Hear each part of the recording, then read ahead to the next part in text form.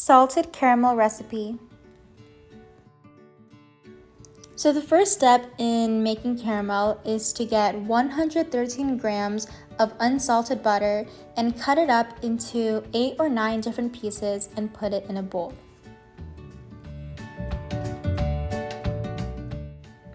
Then you want to grab 120 milliliters of heavy cream and pour it inside the bowl.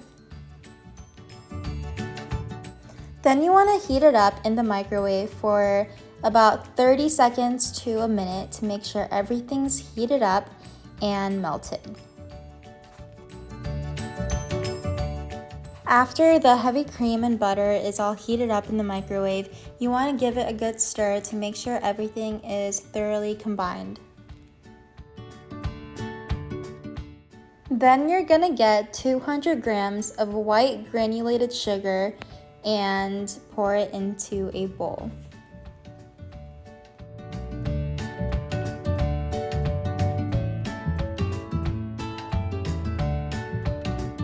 Then you want to measure out 60 milliliters of light corn syrup and measure it out to use for later.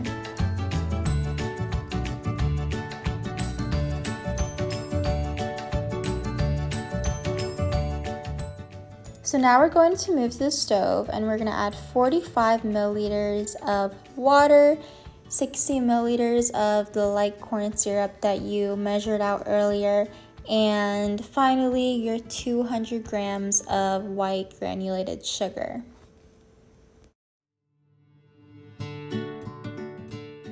Now when you're pouring the sugar into the pan, make sure it doesn't splatter up the sides of the pan, and don't mix it completely. Just make sure the sugar is just a little bit wet, but it's not completely dissolved into the water yet.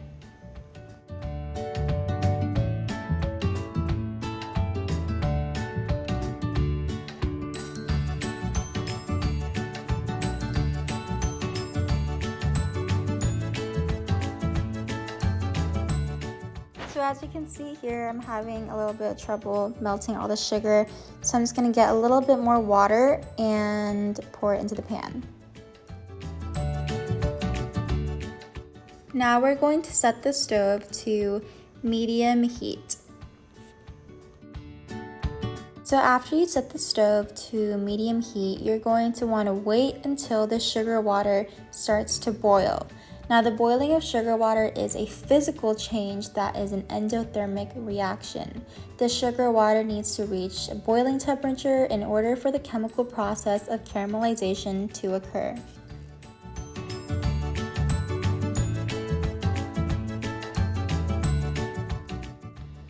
And this is optional, but you can also add a lid to make sure everything's thoroughly heated up. But again, this is optional and is not required. So before I explain the chemical process, I just want to mention that while you're heating the sugar water, you want to add the mixture of the heavy cream and butter little by little until everything is melted in. But now I'm going to explain the chemical process that occurs during caramelization.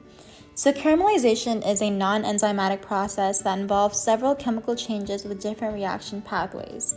First, through the process of sucrose inversion, the sucrose water and heat results in the sugar to transform into glucose and fructose. Since this reaction requires heat, it is considered to be an endothermic reaction. Next, the individual sugars, aka the glucose and fructose, dimerize, which means they form one molecule. This results in less entropy in the system. Then, through condensation, one of the sugar's hydroxyl group and the hydrogen of the other combine and leave as water. These chemical changes result in the end product of caramel, a brown, sweet, and buttery substance with a slightly nutty flavor. Because of this reaction's evidence of a chemical reaction, including change in color and odor change, we can conclude that caramelization is definitely a chemical process. So after you add the butter and cream mixture into the pan, you want to keep on mixing it every few seconds and make sure everything is thoroughly combined, and keep on mixing it and heating it up until it becomes very frothy and a lot of bubbles form. But after you think everything's combined, you want to take it out of the stove and pour it into a pan with lined parchment paper like this.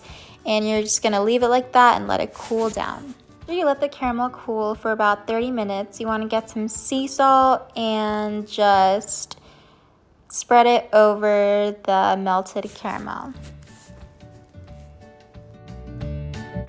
And then finally, you want to cut the caramel up into bite-sized pieces. I cut it up into little rectangles, but you can cut it up however you want.